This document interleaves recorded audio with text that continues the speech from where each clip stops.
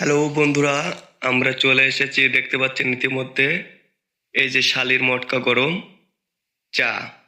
আসলে খুলনা জেলা পাইকগাছা থানা কপিলমুনি বাজারে ছাদ্দাম ভাইয়ের সেই শালির মটকা গরম। আসলে আপনারা না খাইলে কেউ বুঝতে পারবেন না যে জিনিসটা কেমন। এই যে ইতিমধ্যে দেখতে পাচ্ছেন সেই সাদ্দাম ভাইয়ের ছেলেটা ইতিমধ্যে সেই ঘটি গরম চা বানাচ্ছে। আসলে আপনারা মনোযোগ দিয়ে দেখেন কত সুন্দর করে চাটা তৈরি করতেছে। এই যে একটা একটা ঘটির দাম মাত্র 30 টাকা। 30 টাকার বিনিময়ে পেয়ে যাচ্ছেন এত সুন্দর চা। এই যে দেখেন কত সুন্দরভাবে, মনে হচ্ছে কি যে তলে যেন হিট হচ্ছে। আসলে কিন্তু যেমনটা ভাবছেন তেমন নাই।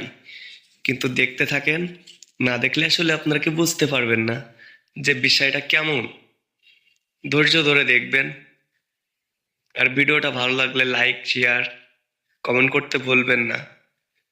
সাথে সাবস্ক্রাইব করে রাখবেন পরবর্তী এরকম নিত্য নতুন ভিডিও পেতে। এই যে দেখছেন দইটা বানিয়েছে,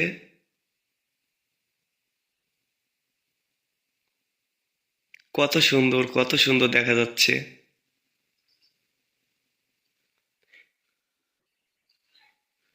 এই চা খেতে হলে যেখানে নিত্য নতুন অনুষ্ঠান সেখানে চলে যায়, আর হচ্ছে সেখানে মেলার বাজারে দোকান দেওয়া হয়। এই যে শালির মটকা গরম, খুলনা জেলা পাইকগাছা থানা কপিলমুনি বাজারে তার বাসা।